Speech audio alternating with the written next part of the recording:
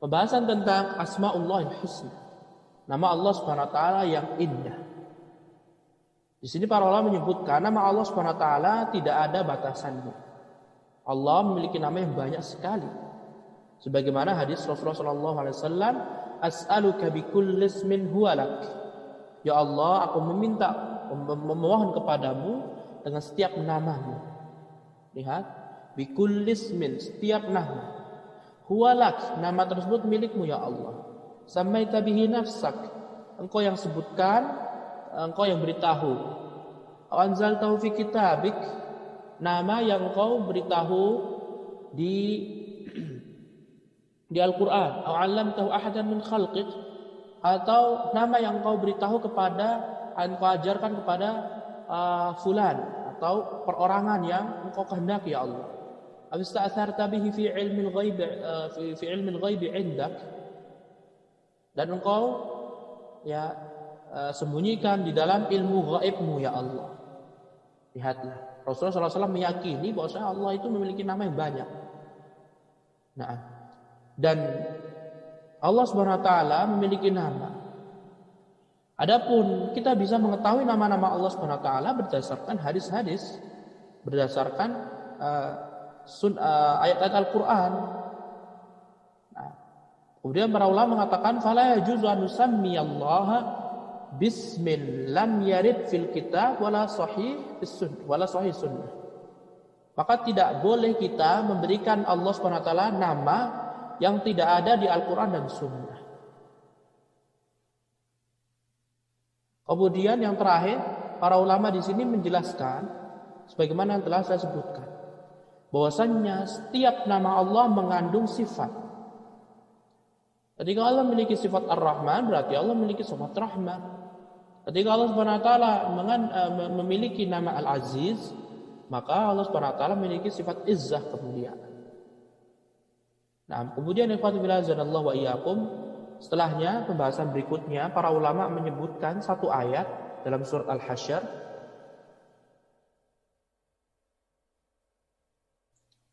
Dalam surat Al-Hasyr Allah Subhanahu wa taala sebutkan ya contoh-contoh dari nama Allah Subhanahu wa taala. Itu bisa baca di akhir surat Al-Hasyr ayat 22 dan 23. Dan nama Allah Subhanahu wa taala sudah diketahui oleh banyak orang. Nah, kemudian yang terakhir ikhwati fillah azanallahu wa iyyakum, para ulama memberikan poin penting. Ya. Atharul imani bi asma'illahi wa sifatih. Manfaat yang dihasilkan ketika kita benar-benar beriman terhadap nama Allah dan sifat-sifat Allah Subhanahu wa taala. Asar yang kita dapat, dampak positif ketika kita mempelajari buku-buku yang menjelaskan nama-nama Allah, sifat-sifat Allah, buku-buku yang menjelaskan makna dari kandungan nama-nama Allah. Asar yang dapat apa saja ikhwati fillah azanallahu wa iyyakum. Ya. Para ulama di sini mengatakan, ketika orang mempelajari sifat-sifat Allah dan nama-nama Allah, maka dia akan bertambah ilmunya, keyakinannya kepada Allah Subhanahu wa taala, kepada sesembahannya, yaitu Allah Subhanahu wa taala. Nah, sehingga semua kehidupan setiap harinya dia akan rapih dan baik, dan akan sesuai dengan petunjuk Allah dan Rasulullah sallallahu alaihi wasallam. Kemudian ikhwati fillah azanallahu wa iyyakum, di akhir beliau ini memberikan beberapa contoh sifat-sifat Allah, kemudian mempraktekannya. Seperti ketika kita mempelajari bahwasanya Allah Subhanahu wa taala itu memiliki sifat al-ilm, Allah itu mengetahui. Allah mengilmui segala sesuatu. Sehingga ketika kita mempelajari Allah itu alim, Allah itu maha melihat, maha mengetahui. Sehingga harus dalam diri kita harus mendorong diri kita untuk selalu merasa diawasi oleh Allah Subhanahu wa taala dan selalu malu pada Allah Subhanahu wa taala karena perbuatan maksiat yang telah kita lakukan dan kita kerjakan. La haula wala quwata illa billah. Nah, kemudian yang berikutnya, ketika kita mempelajari sifat al-qudrah, kemampuan Allah itu mampu, maka mau tidak mau kita harus mendorong diri kita agar kita ini selalu takut kepada Allah Subhanahu wa taala. Dan kita harus mempercayai semua janji-janji Allah. Karena Allah Subhanahu wa taala mampu atas segala sesuatu. Ketika Allah memberitahu akan ada kehidupan setelah kematian, maka mau tidak mau diri kita harus meyakininya. Suatu saat Allah Subhanahu wa taala akan benar-benar membangkitkan dan akan terjadi hari kiamat dengan izin Allah. Karena Allah itu memiliki sifat al-qudrah, kemampuan yang luar biasa, yang makhluk tidak memiliki sama sekali. Dan seterusnya, ikhwati fillah azanallahu wa iyyakum. Nah. Sama juga di antara sifat rizq wal ghina. Allah Subhanahu wa taala memiliki sifat apa? Memberikan rezeki. Kemudian Allah Subhanahu wa taala Maha Kaya. Kita harus mendorong diri kita bahwasanya hanyalah Allah Subhanahu wa taala memberikan rezeki.